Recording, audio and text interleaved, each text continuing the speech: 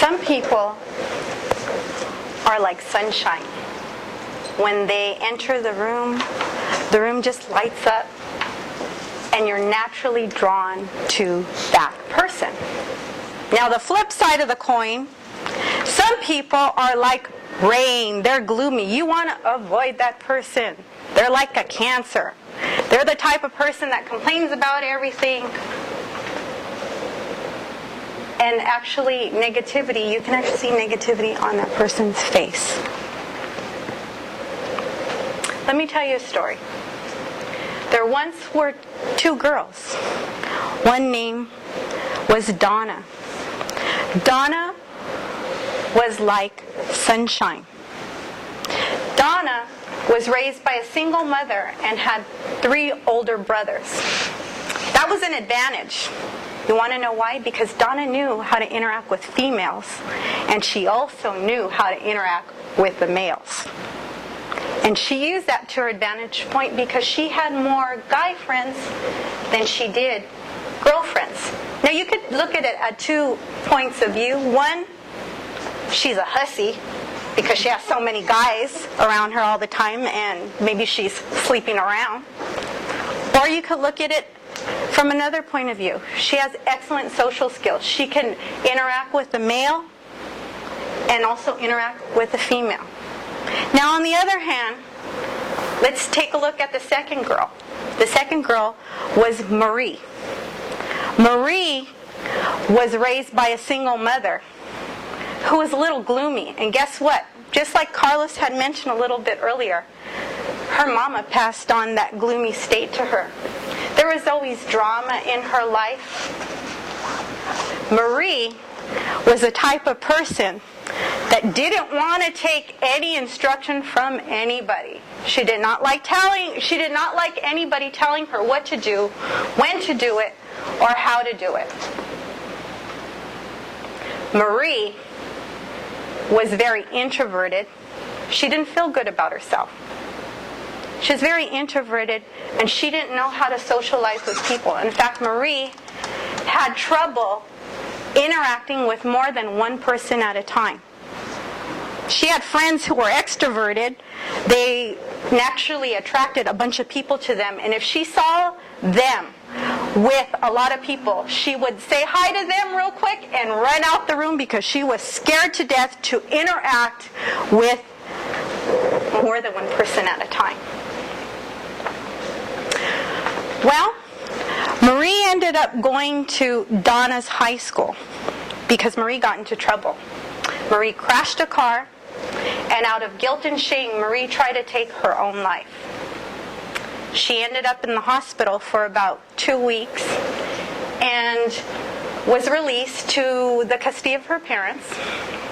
And it was all about getting Marie's life back together.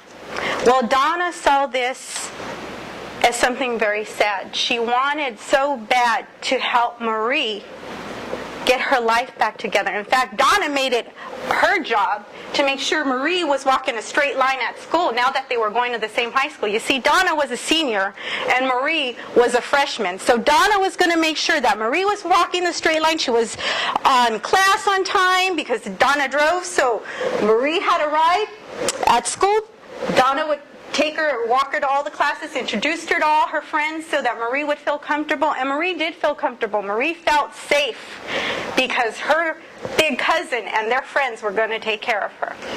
Well, after a while, Marie got a little tired of Donna telling her what to do all the time. In fact, Marie started to think, well, who does Donna think she is? She's always telling me what to do all the time. She's always watching where I'm going. Who am I hanging out with? What kind of guys are coming up to me? Are these guys the type of guys that you would want your mother, your grandmother, and your grandfather to meet? And Marie would think, you know what, Donna, why don't you just leave me alone? Well, Marie and Donna, later on in life, maybe about 2 years after high school, had an altercation, and they ended up not talking anymore. Marie's life didn't turn out so great. She married a man who was very abusive, who was a police officer. She thought she was doing good because she married a police officer. But he was abusive.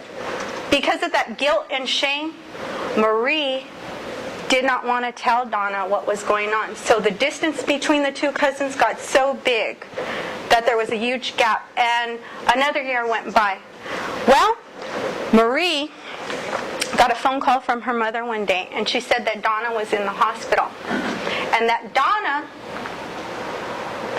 things didn't look good.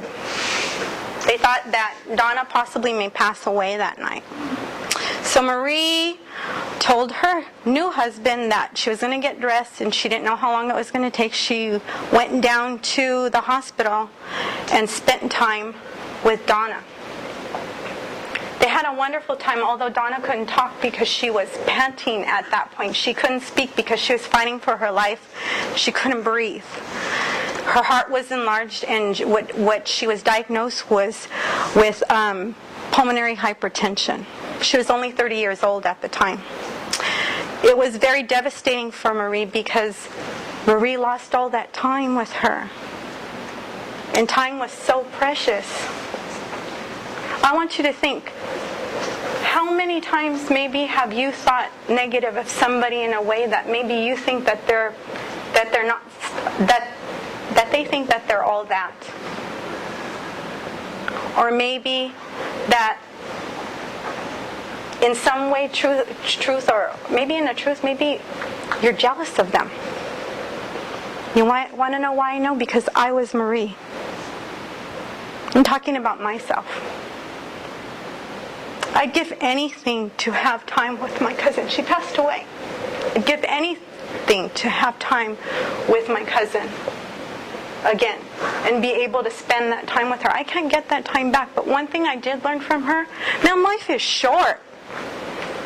We're here on this earth for such a short time. We don't know when we're going to go. We don't know when the next person is going to go. Maybe our friends, our parents, our loved ones, person that you're married to.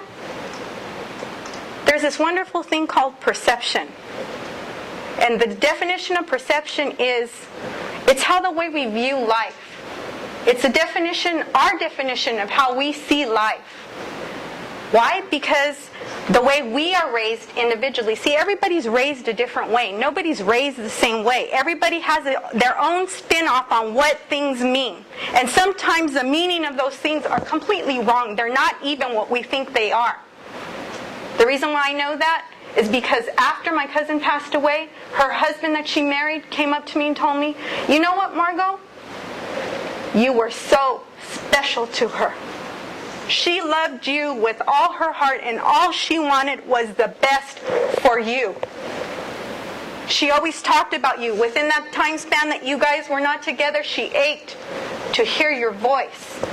She wanted to talk to you, but she wouldn't because she didn't want to interfere with you. She heard here and there what was going on with you and your ex-husband, but she didn't want to interfere." You see, my perception was off. Think about it. How many times have our perceptions have been off about our friends, our family, or our loved ones? Time is of the essence, and I want to know, what color do you color your canvas? Are you a sunshine person with rainbows and smiley faces? Are you a doom and gloom person that nobody wants to be around? We're still here. There's still time. We can still change and make a difference. Mr. Toastmaster, or Madam President.